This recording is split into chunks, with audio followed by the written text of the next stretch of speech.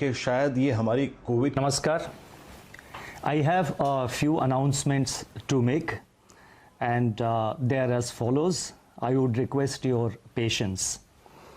As the financial year 2020-21, the year of the pandemic, was drawing to a close, the Indian economy was advantageously poised relative to the peers.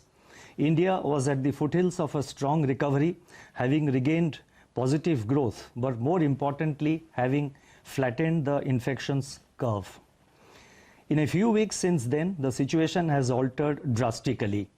Today, India is fighting a ferocious rise in infections and mortalities. New mutant strains have emerged, causing severe strains on healthcare and medical facilities, vaccine supplies, and frontline health personnel.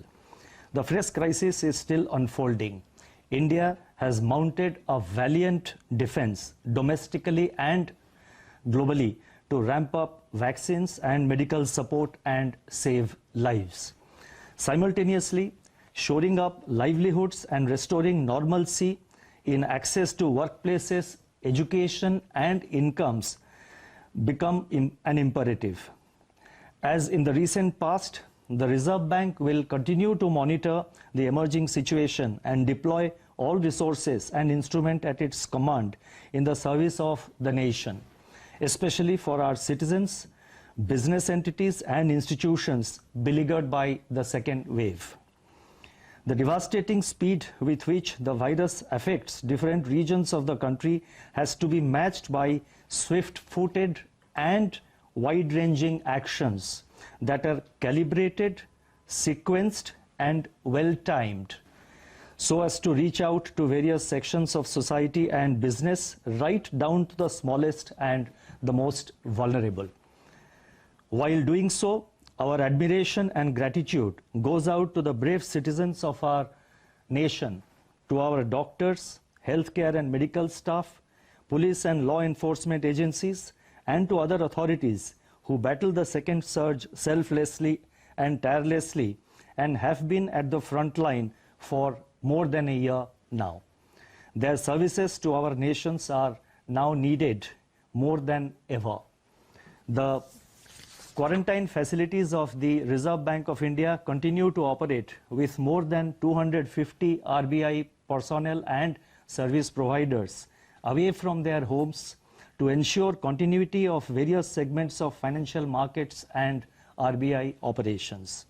Since the pandemic began, I have on several occasions expressed my genuine faith in India's resilience and capacity to overcome all odds. To quote Mahatma Gandhi, "My faith is brightest in the midst of impenetrable darkness." And these are very inspirational words, not just for us in RBI, but I think everyone in this country. Over a year now, we have struggled to free ourselves from the pandemic's deadly grip. Between mid-September and February, as a country, we did manage to lower infections at a time when the rest of the world was reeling under the malevolent surges of the virus. This time around, we have to marshal our resources and fight it again with renewed vigor, ignited by the determination to overcome and to return to normalcy and sound health.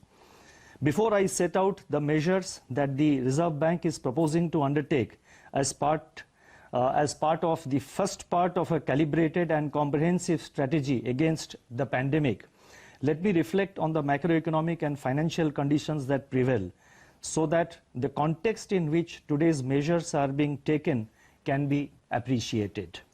The global economy is exhibiting incipient signs of recovery as countries renew their tryst with growth, supported by monetary and fiscal stimulus. Still,